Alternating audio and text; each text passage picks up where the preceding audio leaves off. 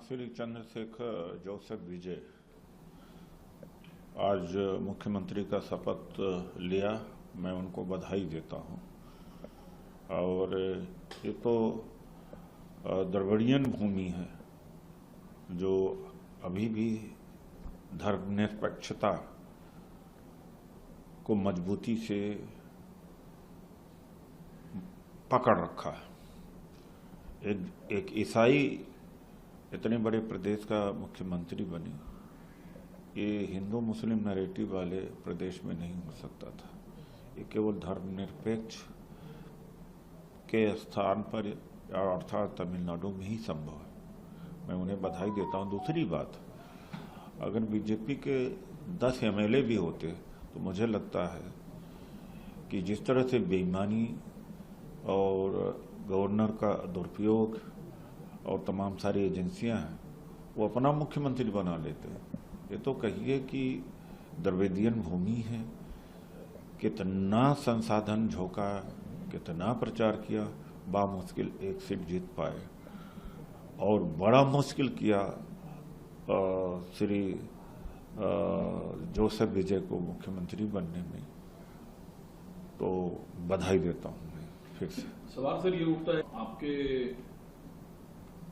पुराने LI party DMK हैं, खुद स्टालिन ने मोर्चा संभाला और जो वामपंथी पार्टी है उनको नीतिगत आधार पर गठबंधन में रहने के लिए धन्यवाद दिया और कांग्रेस पर विश्वासघात का आरोप लगाया खुद स्टालिन ने। अब कैसे कह सकते हैं? अब देखो, जब केंद्र में सरकार थी तो उनको तो हमने मंत्री का पद दिया था और कांग्रेस वहां पर इनकी एलआई पार्टनर थी। पहले 18 सीटें थी, इस बार घट करके 5 सीटें आई। इनके वोट भी ट्रांसफर नहीं हुए। कांग्रेस को खत्म ही करना चाह रहे थे और लगातार 5 साल से कांग्रेसी कार्यकर्ता बेचैन रहा कि हम किस बात के लिए एलआई हैं डीएमके का। वो जनता को फेस नहीं कर पा रहा था कि हम 1 या 2 मंत्री भी नहीं बन सकते। तो आप तो सारा कुछ ले लें और कांग्रेस को कुछ न दें। तो ऐसी परिस्थिति में कार्यकर्ता की बात सुनी गई, उनकी दिलों की आवाज सुनी गई, जो केंद्र तक आई तमिलनाडु कांग्रेस यूनिट के माध्यम से। और सीपीएम सीपीआई ने भी सपोर्ट किया, ऐसी बात नहीं है। लेकिन सवाल सर, बंगाल में चाहे टीएमसी हो, तमिलनाडु में चाहे डीएमके हो, जब गठबंधन में हिस्सेदारी की बारी आई तब कांग्रेस को इन पार्टियों ने औकात दिखाई और साइडलाइन रखा।